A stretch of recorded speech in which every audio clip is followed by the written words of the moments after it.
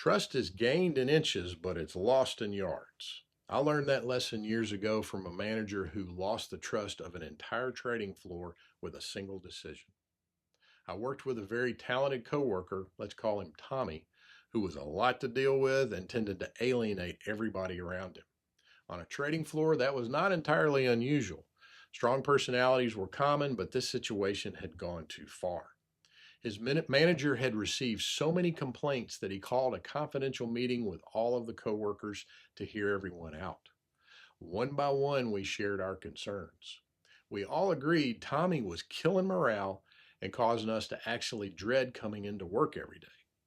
After listening and taking notes, the manager assured us he would have a blunt conversation with Tommy to address the issue. But nothing changed. A few weeks later, we discovered that the manager had simply decided to avoid the conversation altogether and let the rest of us continue dealing with the problem. The trust lost in that moment was enormous. Ironically, the biggest issue was no longer the difficult employee, it was the leader who failed to do what he said he would do. The manager never recovered from that decision. Trust is a fragile thing. Once it's lost, rebuilding it requires intentional effort and consistency over time. Most people don't lose trust because of one dramatic failure like that one. They lose it through a series of small disappointments, broken promises, and avoided conversations. I see this regularly in my coaching practice.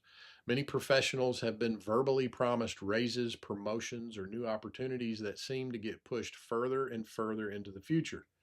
Over time, trust begins to erode as leaders placate their people instead of providing honest feedback and realistic expectations. When this happens, I often encourage clients to manage up by asking for specific timelines and measurable benchmarks that they can shoot for. After receiving that information, it's wise to follow up with an email summarizing what was discussed and asking for confirmation. The response creates a paper trail that can be referenced later if faced with more delays. So, how do you become someone people trust? This applies to every team member, but especially to those if you're in a leadership position. I've come up with 8 different ways. Number 1, do what you say you'll do. Follow through on commitments. Return phone calls and emails. Show up on time. Meet deadlines. People notice when your actions consistently match your words. Number 2, deal with bad behavior, as in the first example. When leaders fail to address disruptive behavior, trust begins to erode. Your team needs to know you have their backs or they'll start resenting you. They need to know that you're willing to protect a healthy work environment. You get what you tolerate. Let me say that again. You get what you tolerate. Number 3, admit mistakes quickly. People do not expect perfection.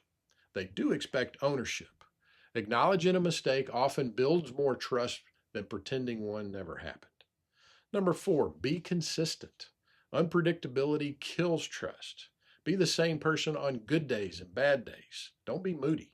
Treat subordinates, peers, and superiors with the same level of respect. Consistency creates safety. Number 5, keep confidential matters confidential. Gossip is a trust killer. When people share something in confidence, honor that trust. A reputation for discretion is incredibly valuable and surprisingly rare. Number 6, give credit away. Generous leaders create loyal followers. Recognize the contributions of others and celebrate their successes. Just make sure it's genuine. People can spot insincere praise from a mile away. Number 7, care more about your people than their performance. You can still hold people accountable while genuinely caring about them as an individual. People work harder for leaders who value them as human beings rather than simply viewing them as a means to an end. And then number 8, tell the truth even when it costs you. People can handle difficult news. What damages trust is discovering that someone withheld information, sugar-coated reality, or only told them part of the story. More productivity is lost from trying to find out what's going on than if they trusted their leader to keep them well informed. Honesty may create discomfort in the short run, but it builds credibility in the long run. One caution: Don't let trustworthy go bad on you. It's a subtle shift, but if you're not careful, your commitment to high standards can morph into you becoming more critical and potentially judgmental toward people whose standards are different than your own. Trustworthy people are not perfect people.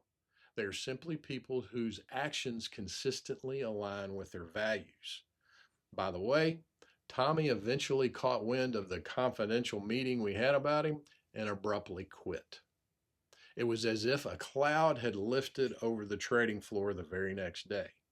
But unfortunately, the improvement had nothing to do with trustworthy leadership. The manager had had an opportunity to strengthen trust by addressing a difficult issue directly. Instead, he chose avoidance and paid for it with his credibility. So, who do you want to become? Someone people trust? I'd love to hear your thoughts. What are some of the ways you've seen leaders build or lose trust over the years in your experience?